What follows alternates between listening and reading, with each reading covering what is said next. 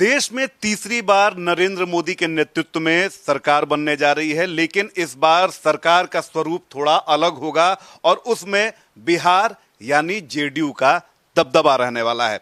कई तरह के कयास लगाए जा रहे थे। इंडिया अलायंस के नेता भी कई तरह की बयानबाजी कर रहे थे कि नीतीश कुमार हो सकता है कि पाला बदल ले, लेकिन पहले ही दिन से जिन्होंने स्पष्ट तौर पर अपनी बात रखी कि जेडीयू प्रधानमंत्री नरेंद्र मोदी के साथ मुस्तैदी से खड़ा है, वो हैं बिहार सरकार के मंत्री मदन सहनी जी।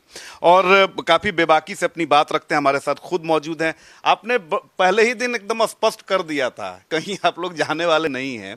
अब तो सरकार सर गठन होने वाली है, क्या कहेंगे? अब तो सरकार सिर्फ औपचारिकता है कि शपथ ग्रहण लेना है माननीय प्रधानमंत्री जी को, और फिर उसमें मंत्रिमंडल में कौन कौन शामिल होते ये तो उनका विशेषाधिकार है। तो ये सब चीज़ तय हो गया होगा या होगा, उसके बाद शपथ ग्रहण होगा।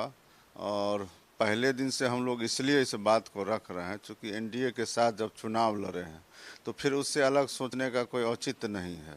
और जो विपक्ष के लोग आज पीछे पड़े हुए हैं, उस समय भी तो उनको ध्यान में रखना चाहिए जब इंडिया गठबंधन का सूत्रधार ही हमारे नेता श्री नीतीश कुमार जी थे, तो उस समय तो लोग सोए हुए थे।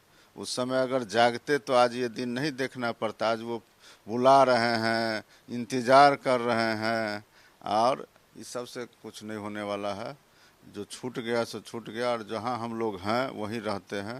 पूरे ईमानदारी से हम लोग एनडीए के साथ हैं, और श्री नरेंद्र मोदी जी तीसरी बार देश की कमान संभाले, देश का विकास करे, यही हम लोग का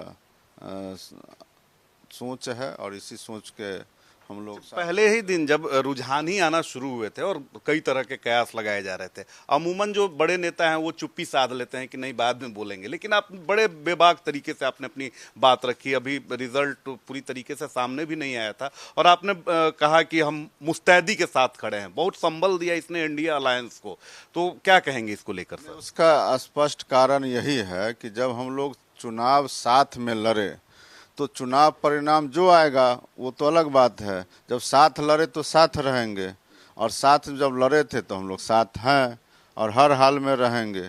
इसमें बीच में कहीं छोड़ के भागने वाली कोई बात नहीं है। इस बार तो मंत्री परिषद में भी जेडीयू शामिल होने वाली है। कयास बड़े सारे, जाहिर सी बात है कि आप नेता हैं, आप समझ रहे हैं कि किस तरह के कयास लग रहे हैं, और लोगों की इच्छा भी होती है कि प्रदेश का जो है प्रतिनिधित्व बढ़े।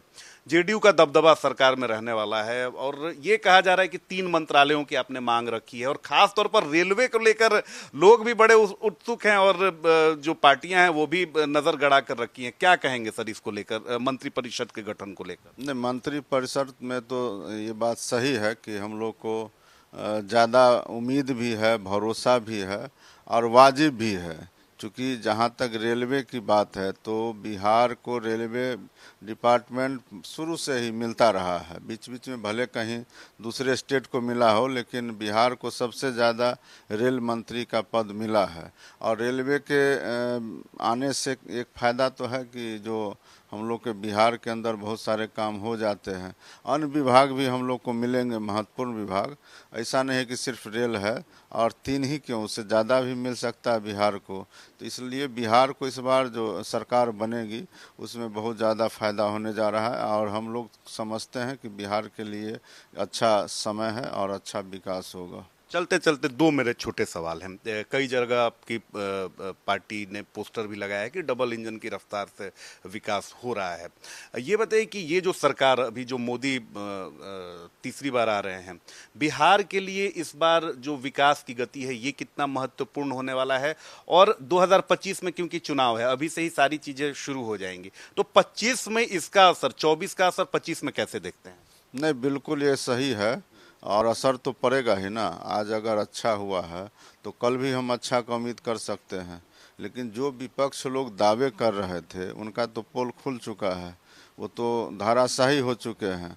और निश्चित रूप से बिहार में तो बहुत सारे काम हुए हैं। नीतीश कुमार जी माननीय मुख्यमंत्री जी के द्वारा लगातार एनडीए में रहते हुए सभी तरह के काम हुए। जो लोग ये आरोप लगा रहे थे या भ्रम फैला रहे थे कि आरक्षण समाप्त हो जाएगा, नौकरी हम दे रहे हैं, उनको तो खारिज कर दिए यहाँ के लोगों ने। खारिज कर दी इसलिए उनको सफलता नहीं मिला है। और ये बात सत्य है कि बिहार में मुख्यमंत्री जी ने बहुत सारे काम किए, हर क्षेत्र में काम किए हैं। हाँ, लेकिन इस बार हम लोग को और ज़्यादा उम्मीद है। जो रहा सहा कसर है वो इस बार ज़रूर पूरा होगा। और चाहे वो नौकरी हो, रोजगार हो या विभिन्न क्षेत्र में काम हो, अच्छा से काम होगा। और केंद्र सरकार के से जो हम लोग को लाभ मिल सकता है उसमें कहीं कोई परेशानी नहीं होगी, ज़्यादा से ज़्यादा लाभ हम लोग को मिलेगा।